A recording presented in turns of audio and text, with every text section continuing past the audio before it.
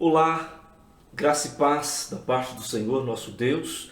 Bendito seja o Senhor, que alegria nós estarmos juntos para mais um programa nosso, uma palavra ministrada, a palavra de Deus aos nossos corações, no canal da Igreja Presbiteriana Jardim das Oliveiras, com o nosso Terapia da Alma. Que bom ter você aqui. Eu quero te fazer um convite, fique aí. Nós vamos falar de um assunto muito importante hoje para as nossas vidas. Um assunto atualíssimo, um assunto pertinente. Nós vamos conversar hoje sobre cura para a frieza espiritual. Vamos conversar sobre isso? Então, se ajeita aí, preparadinho? Que bom! Se você não é inscrito, se inscreva. E se de fato você quiser compartilhar esta palavra com alguém, para que ela também chegue aos corações, faça isso. Não é para mim, mas é para o engrandecimento do Senhor, nosso Deus, e que você também tenha acesso, outras pessoas tenham acesso, portanto, da palavra do nosso Deus. Terapia da alma, terapia via Bíblia, palavra de Deus, suficiente, única, exclusiva. Aqui está o hálito de Deus, o sopro de Deus. Jonas, profeta Jonas, Antigo Testamento. Eu gostaria de te convidar que você tivesse condições de pegar a sua Bíblia, por gentileza, que você possa pegá-la. Caso não tiver uma Bíblia ao seu acesso, eu gostaria que você abrisse bem o coração para você entender o que nós vamos ler aqui do profeta Jonas. Jonas, capítulo de número 1, versículos 3 a 16, vamos até o verso 17, porque só falta um versículo para terminar. Verso 3 em diante, mas vamos começar com o verso 1 para ficar bem melhor. Veio a palavra do Senhor a Jonas, palavra de Deus, filho de Amitai, dizendo: dispõe-te e vai à grande cidade de Nínive e clama contra ela, porque a sua malícia subiu até mim. Jonas se dispôs, mas para fugir da presença do Senhor, para Tarsis, e tendo descido a Jope, achou um navio que ia para Tarsis. Pagou, pois, a sua passagem e embarcou nele para ir com eles para Tarsis, para longe da presença do Senhor. Guarda essa palavra. Para longe da presença do Senhor. Mas o Senhor lançou sobre o mar um forte vento, e fez-se no mar uma grande tempestade, e o navio estava a ponto de despedaçar. Então os marinheiros, cheios de medo, clamavam cada um ao seu Deus minúsculo, e lançavam ao mar a carga que estava no navio, para o aliviarem do peso dela. Jonas, porém, havia descido ao porão e se deitado e dormia profundamente. Chegou-se a ele o mestre do navio e lhe disse: que se passa contigo? Agarrado no sono? Levanta-te, invoca o teu Deus minúsculo. Talvez assim esse Deus minúsculo se lembre de nós para que não pereçamos.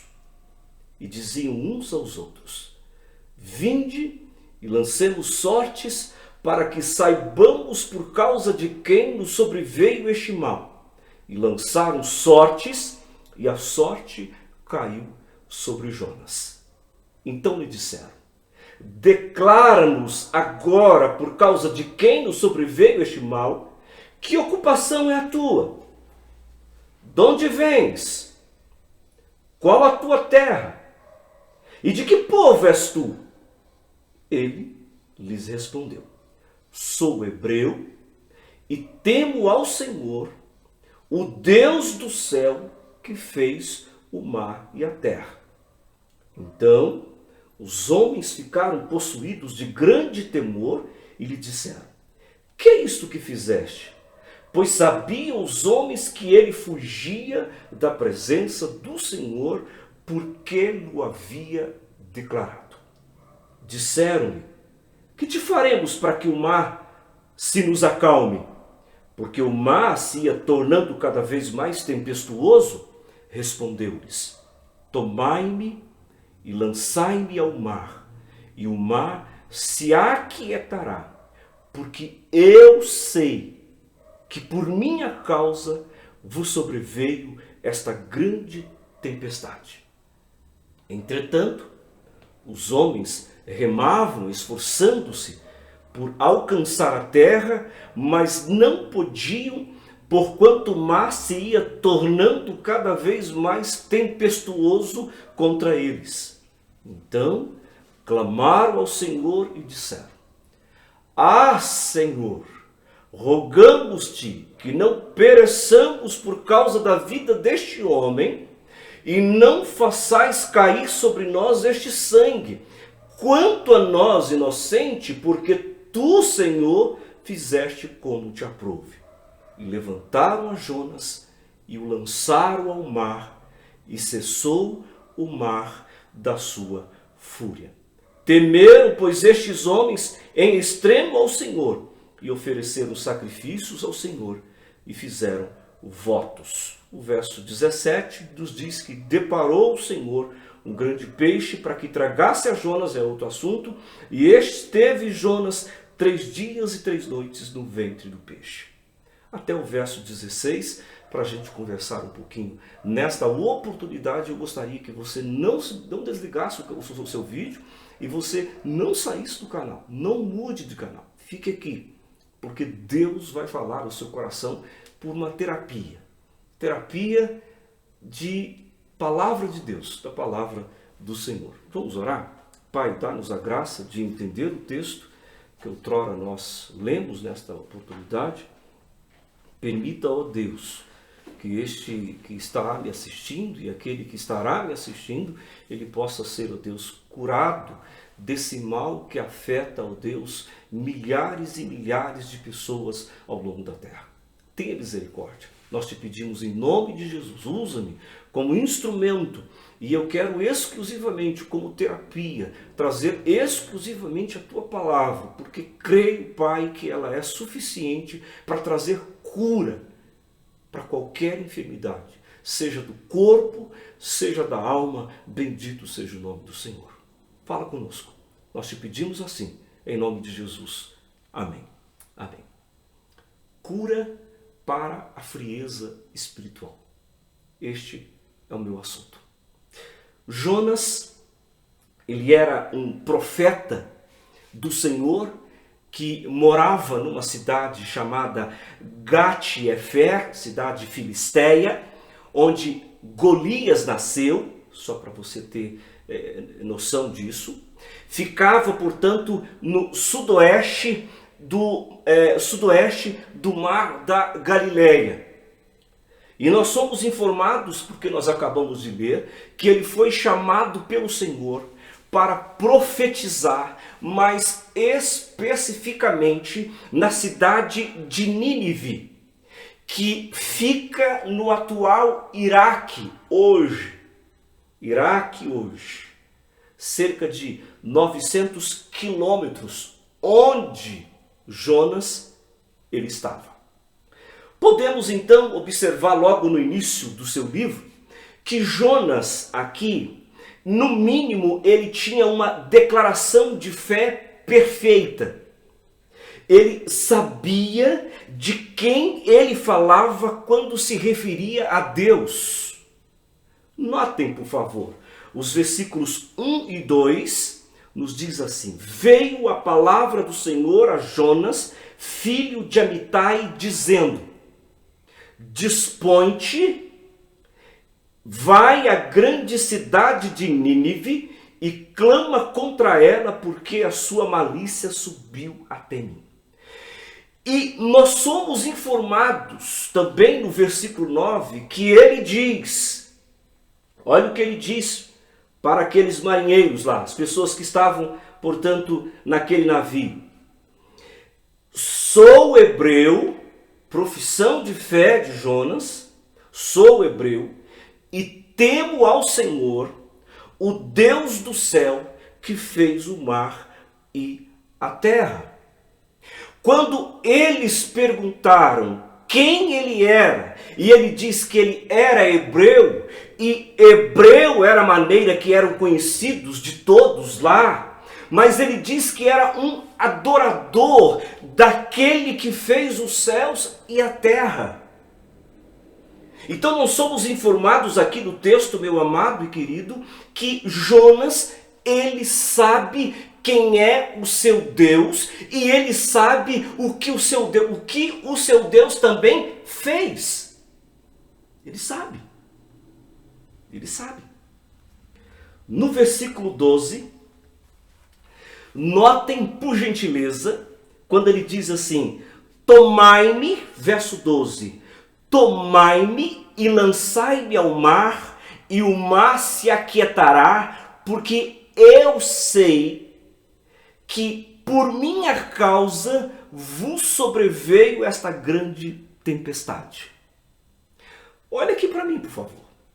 Jonas tem um conhecimento de Deus, pelo menos teórico e muito bom. Não encontramos aqui nenhum equívoco na sua declaração de fé, porque nós somos informados que ele era profeta, mas isso também não é tudo. Se você voltar comigo, no verso 3, nós vemos que ele estava fugindo do Senhor, mas para fugir da presença do Senhor, como diz na língua original, ele estava fugindo da face do Senhor. No versículo 10, ficou muito claro que aqueles marinheiros, meus queridos, que ele estava fugindo da presença do Senhor, nós somos informados. Então os homens ficaram possuídos de grande temor e disseram: que é isto que fizeste? Pois sabiam os homens que ele fugia da presença do Senhor, porque o havia, portanto, declarado. Os fenícios que cuidavam da navegação daquele tempo, eles não tinham discernimento do que era certo ou errado. Mas quando ele conta que é um servo do Senhor, e ele estava fugindo, que não estava cumprindo o que Deus mandou ele fazer, eles sabem que isso é grave. É grave. Notem um homem que tem uma declaração de fé perfeita, sabe no que ele crer, mas ele está fugindo da presença do Senhor. Ele é um crente? Eu não tenho dúvidas de que ele era um crente sim, meu amado e querido. Ele cria certinho, eu não tenho dúvidas, mas não vivia certinho. Ele não vivia certinho. Aqui, já de início, nós temos uma lição muito grande para nós. Se quiser anotar a lição, ela é assim. É possível nós termos um conhecimento teórico do nosso Deus, mas ainda assim estarmos reprovados por Deus, por não estarmos desfrutando do que Deus tem para nós. Guarda isso. O que Deus espera dos seus, mais do que saber produzir uma visão teológica, Deus espera mais dos seus do que saber recitar a declaração de fé da sua igreja, mais do que levantarmos ou levarmos um título de crente, de irmão de igreja, ou quem sabe, de profeta, de pastor, seja lá o nome que queira.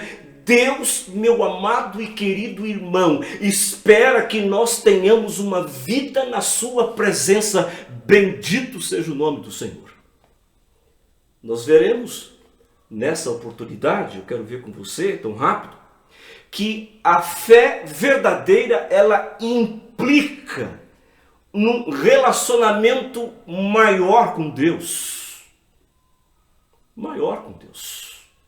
Existem algumas indiferenças a evitar que produzem de fato esta frieza espiritual.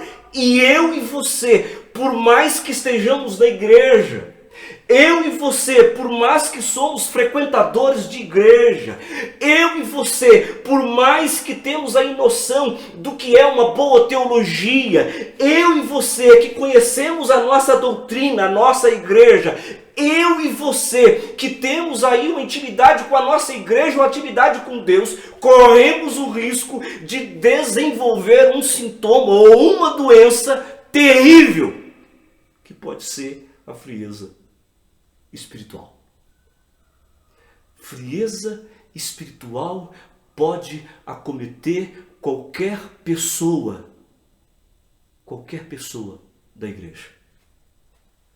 E eu quero tratar com você aqui 5 elementos que compõem, ao meu ver, como sintomas para uma frieza espiritual. 5. Agora, por gentileza, prestem bastante atenção, porque são sintomas. Sintomas. Não significa que alguém está frio espiritualmente, que está levando uma fé somente mecânica, que tenha que ter esses 5 sintomas. Mas, ao meu ver,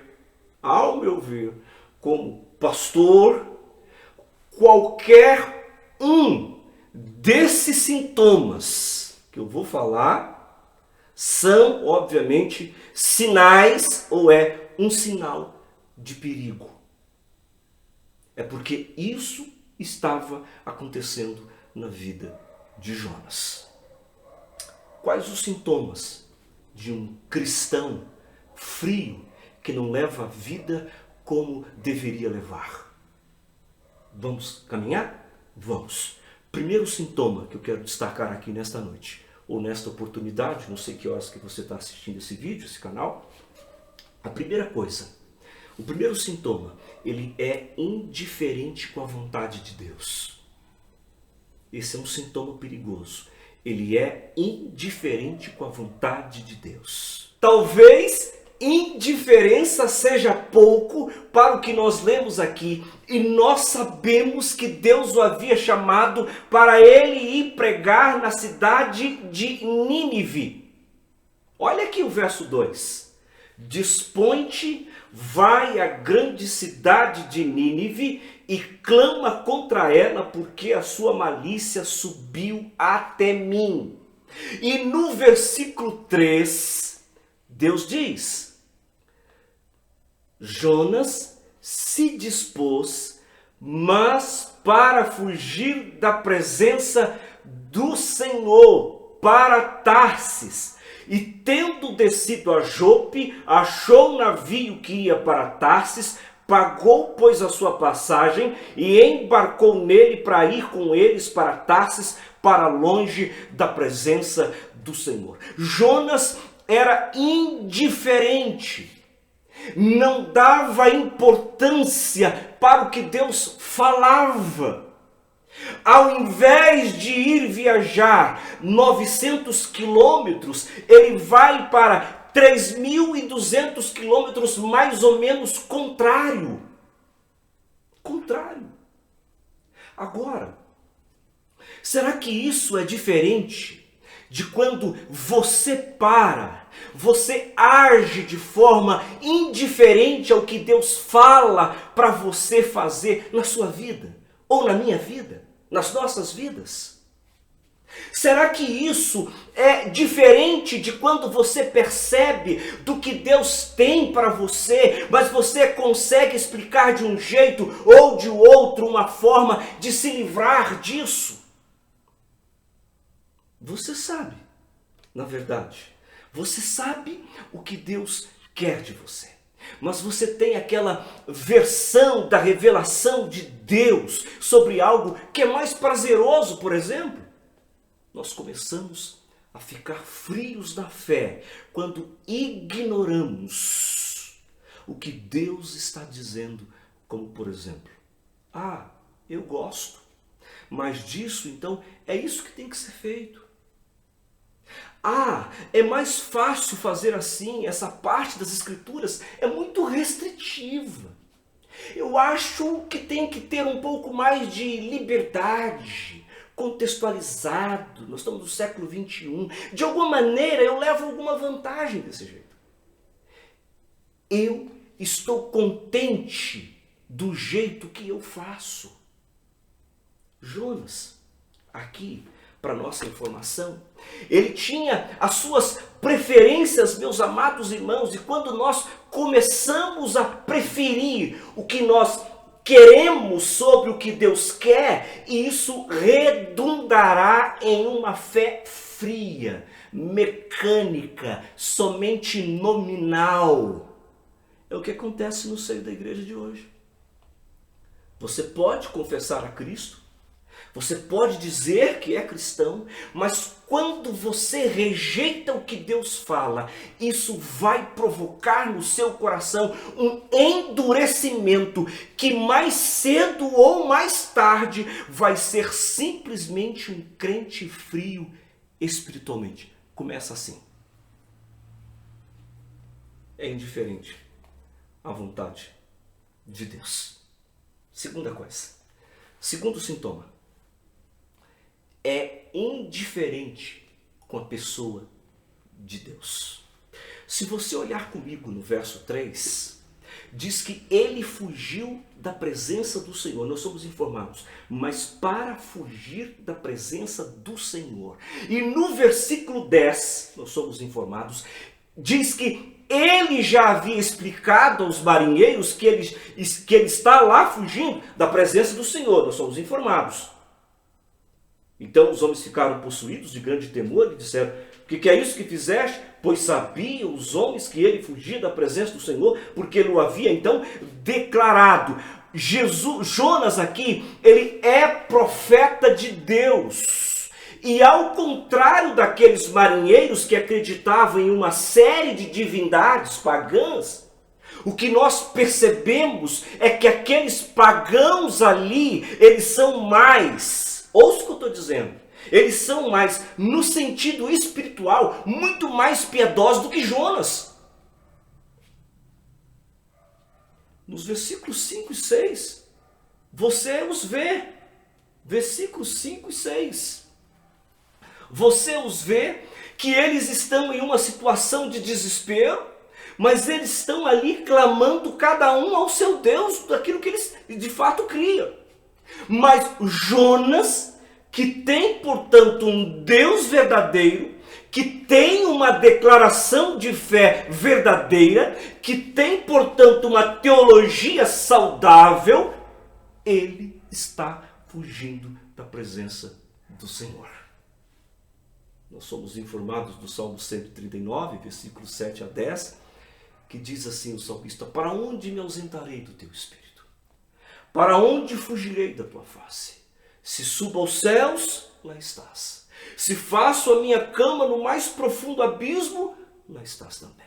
Se tomo as asas da alvorada e me detenho nos confins dos mares, ainda lá me haverá de guiar a tua mão e a tua destra me susterá.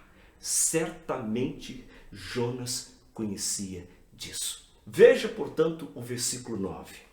E ele lhe respondeu: sou hebreu e temo ao Senhor, o Deus do céu, que fez o mar e a terra. Jonas certamente conhecia esse texto.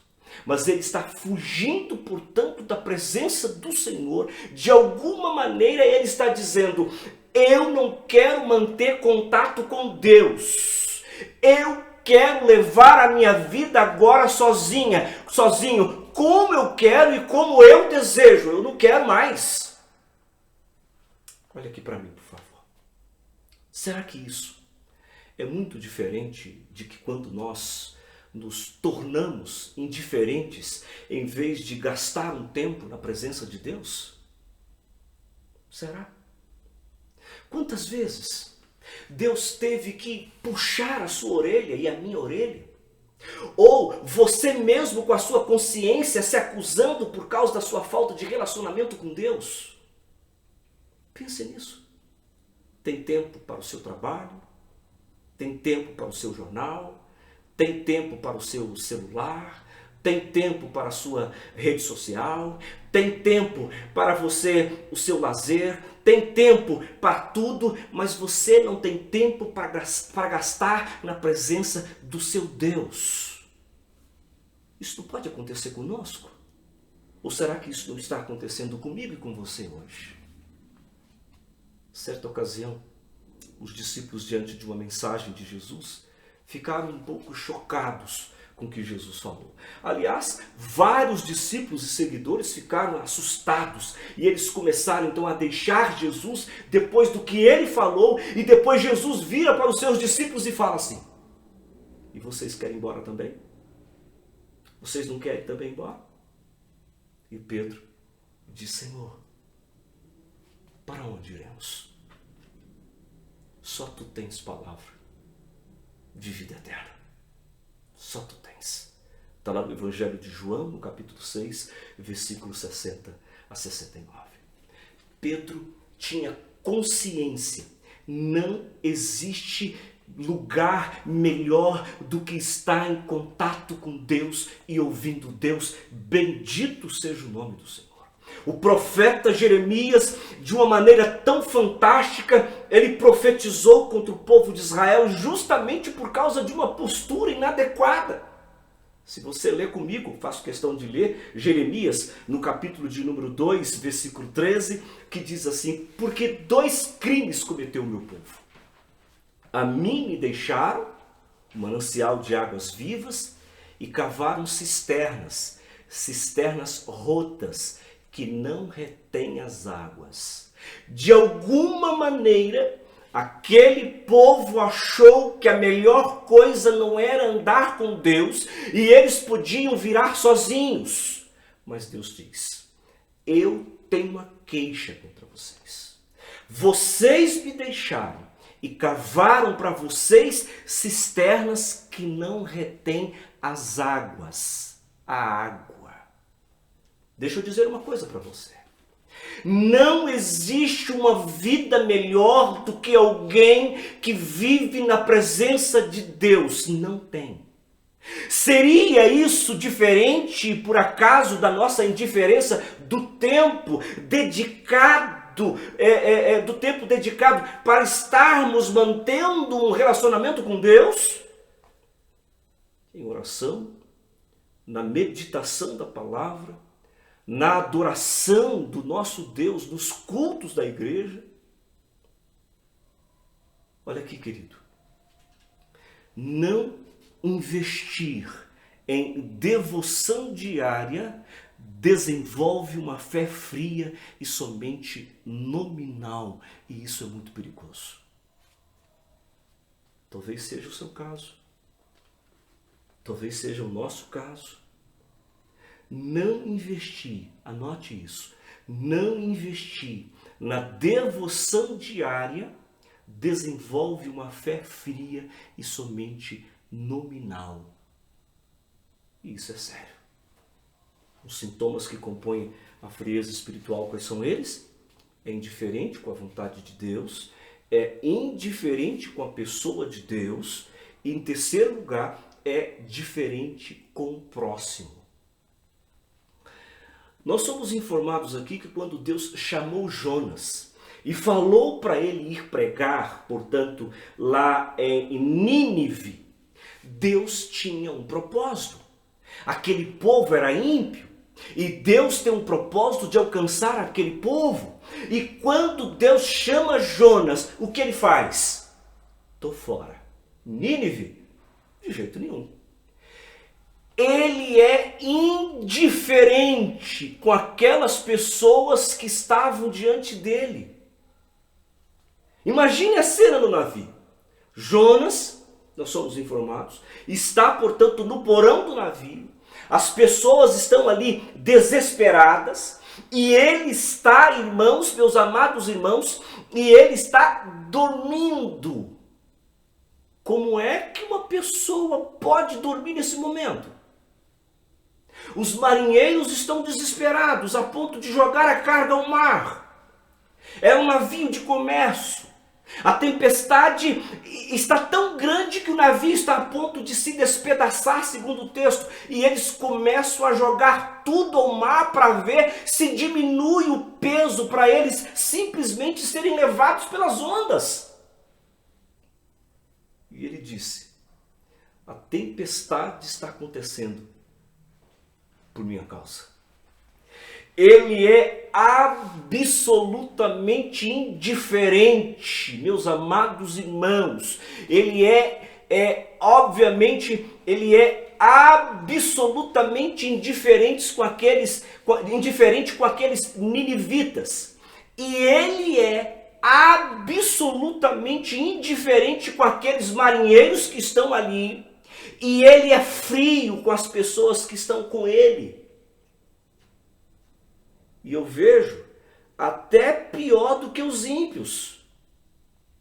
Um pouco mais adiante, se você olhar comigo no versículo 13, depois deles saberem, aqui nós somos informados o que está acontecendo, Jonas disse que ele era o problema.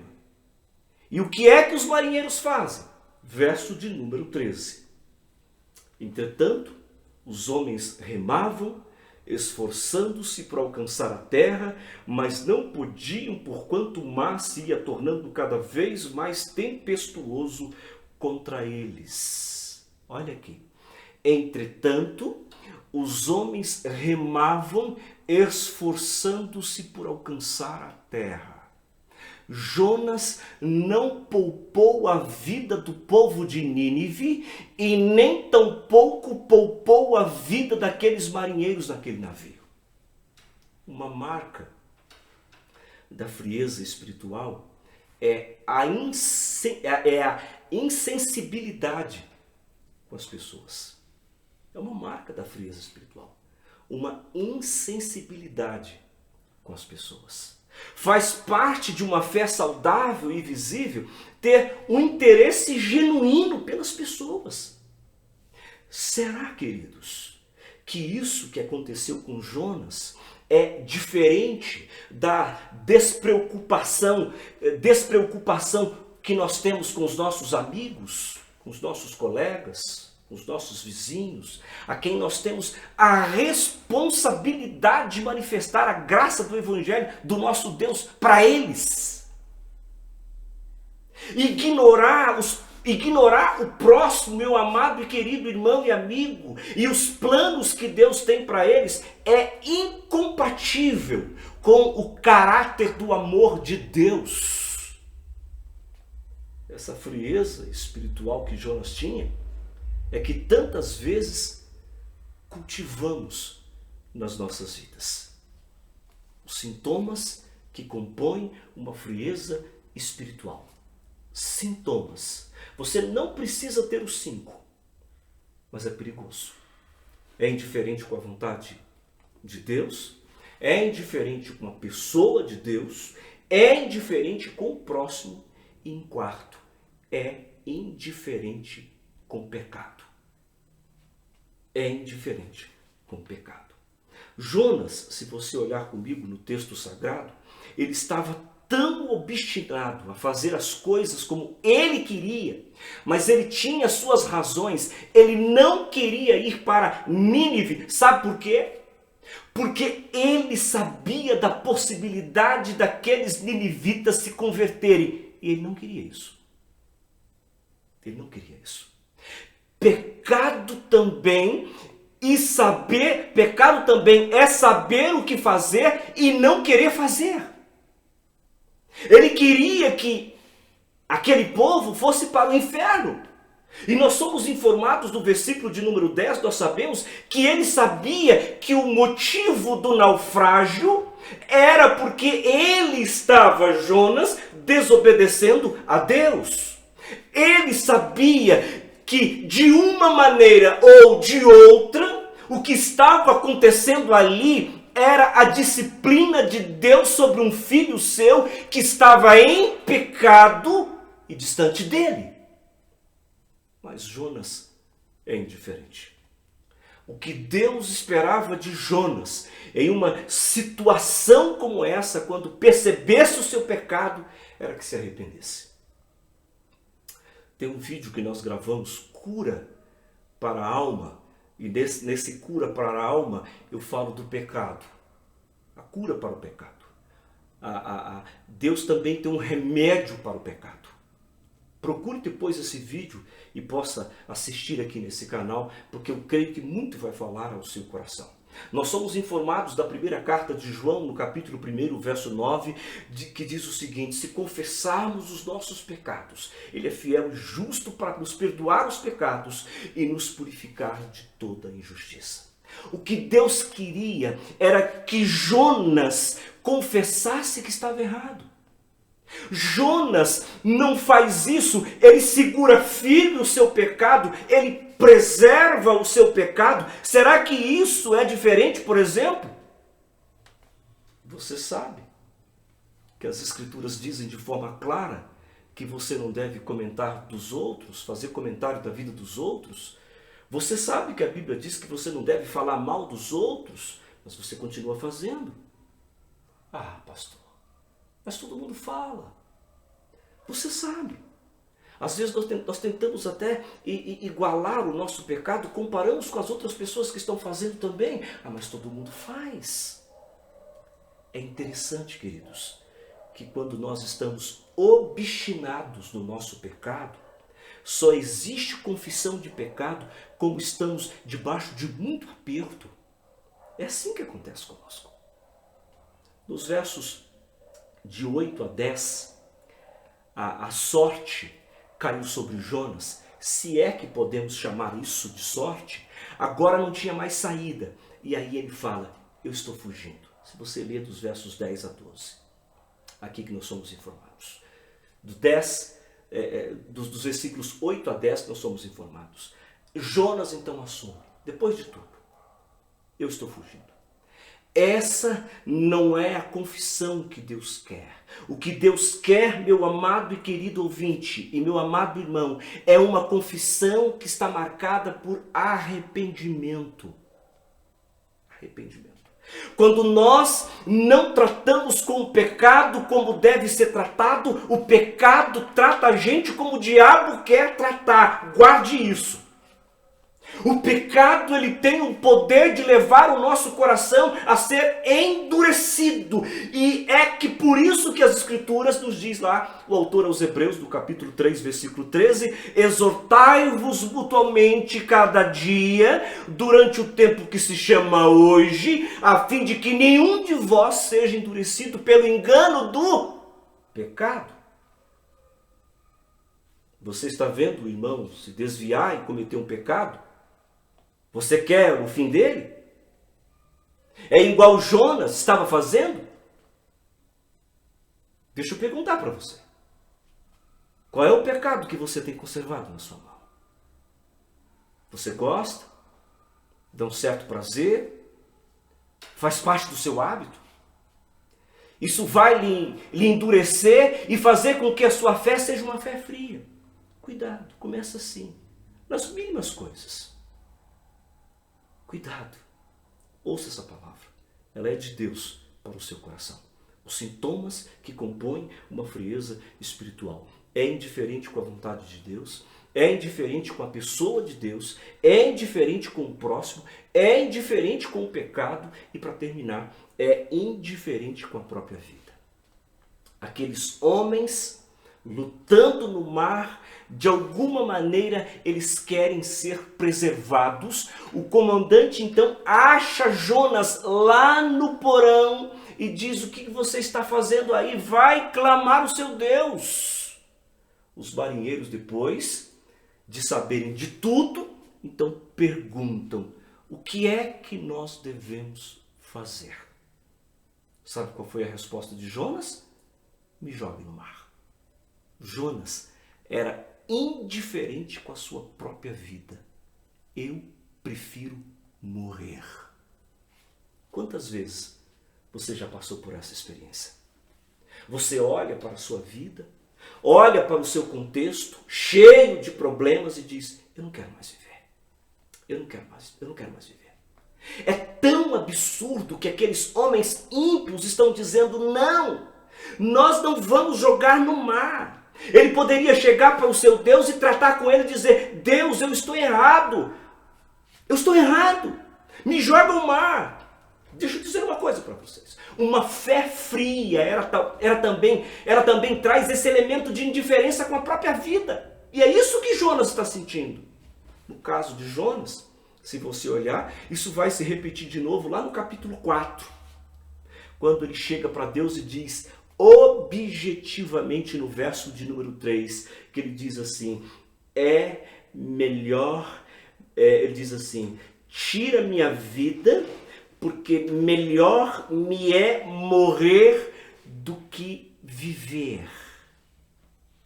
Apesar de ser um crente, dele ser um profeta, de conhecer a teologia, é tão desprovida de vida que ele pede a morte 2 vezes. A vida de Jonas era sem nenhum propósito. Sem nenhum propósito. Se ele tivesse uma televisão a cabo naquele navio, ele ficaria assistindo todos os canais. Se ele tivesse um jornal para ler, ele faria isso. Se ele tivesse o WhatsApp, se ele tivesse Facebook, se ele tivesse internet, se ele tivesse Wi-Fi, pode ter certeza que ele estava conectado. Mas ele não tinha nenhum propósito de vida. Nenhum propósito de vida. É interessante o contraste da vida de Jonas e da vida de Paulo. Jonas está dizendo que prefere morrer quando tem a oportunidade de ser útil nas mãos de Deus para salvar pessoas. Enquanto que o apóstolo Paulo diz assim, olha, eu prefiro morrer porque vai ser muito melhor, eu vou estar com o Senhor, mas por causa de vocês, eu abro mão pelo que eu desejo de estar na presença de Deus, para estar na presença de vocês e para que sejam desenvolvidos.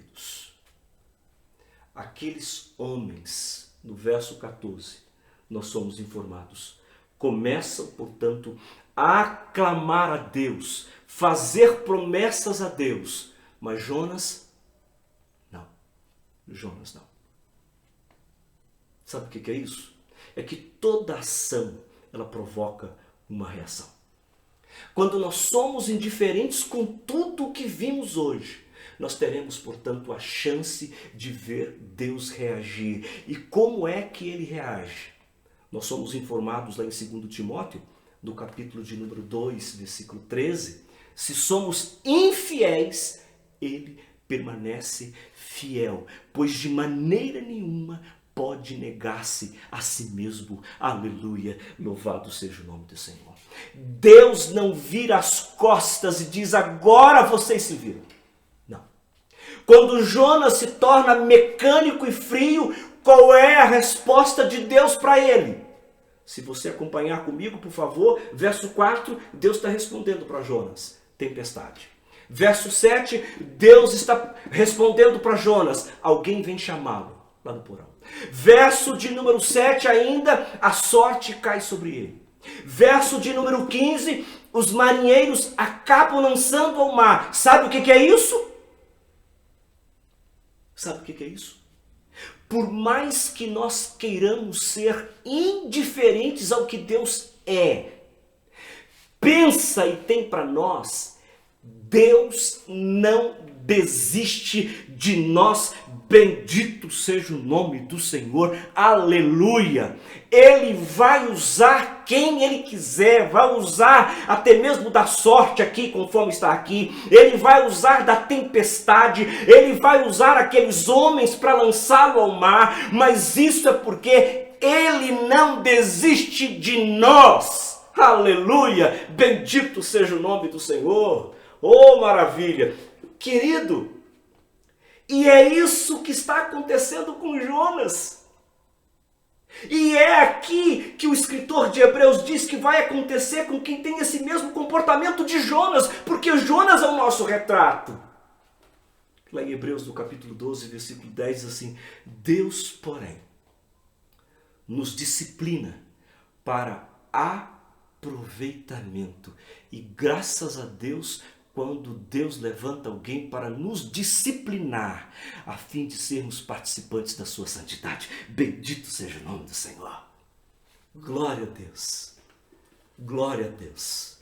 Louvado seja Deus. Bendito seja o Senhor. Quando Deus usa pessoas, homens, leis, constituição, igreja, pastores, algo para trazer para nós, para nos admoestar, para quem sabe nos corrigir, é para o bem, é para a glória, é para a nossa santidade. Bendito seja o nome do Senhor, porque Deus não desiste de nós. Aleluia.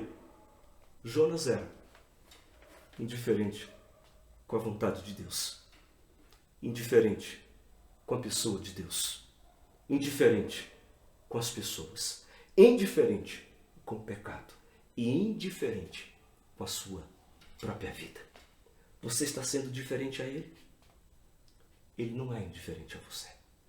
Eu quero terminar fazendo algumas perguntas para a gente fechar essa terapia, para que o Espírito Santo de Deus, eu tenho certeza absoluta que Deus já tocou o seu coração, já falou com você.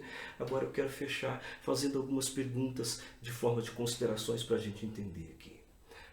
Primeira pergunta: há alguma desobediência explícita que o Espírito Santo de Deus te faz lembrar agora? Depois de ouvir essa terapia, palavra de Deus? Se tem, confesse. Segundo, há alguma postura sua que revela um certo desinteresse de estar na presença de Deus? Pense bem.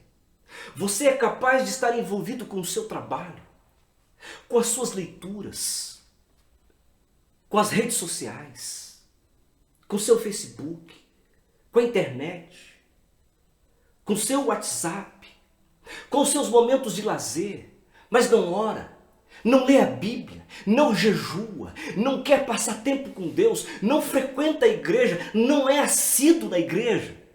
Isso é perigoso. Terceiro, há alguma atitude com o próximo, seja ele parente ou não, com quem você está absolutamente indiferente? Está indiferente com os perdidos? Há alguma postura que você tem nutrido sobre você mesmo? Pecados que tem acalentado e não tem deixado? É para pensar. E a quinta: há alguma postura de indiferença com a sua própria vida? Você tem negligenciado a sua própria vida? Comece confessando isso. Nós não fomos chamados para sermos chamados como Jonas, indiferentes. Nós fomos chamados para vivermos na mais íntima comunhão com o Filho amado de Deus, Jesus Cristo. Por isso, não seja indiferente, mas viva uma vida que faça diferença. Faz isso. Diferença para você mesmo, para o seu Deus e para as pessoas que estão à sua volta. Que o Espírito Santo de Deus esteja falando e que fale profundamente ao seu coração neste momento, nesta terapia, via a palavra de Deus. Que Deus tenha misericórdia de nós. Um grande abraço. Te vejo no próximo vídeo. Fique atento. No próximo vídeo nós vamos gravar mais vídeos. Você será comunicado pelo YouTube com mais vídeos, com mais mensagens, com mais palestras, com mais terapia via palavra de Deus para mim e para você. Eu te aguardo. Um grande abraço. Tchau.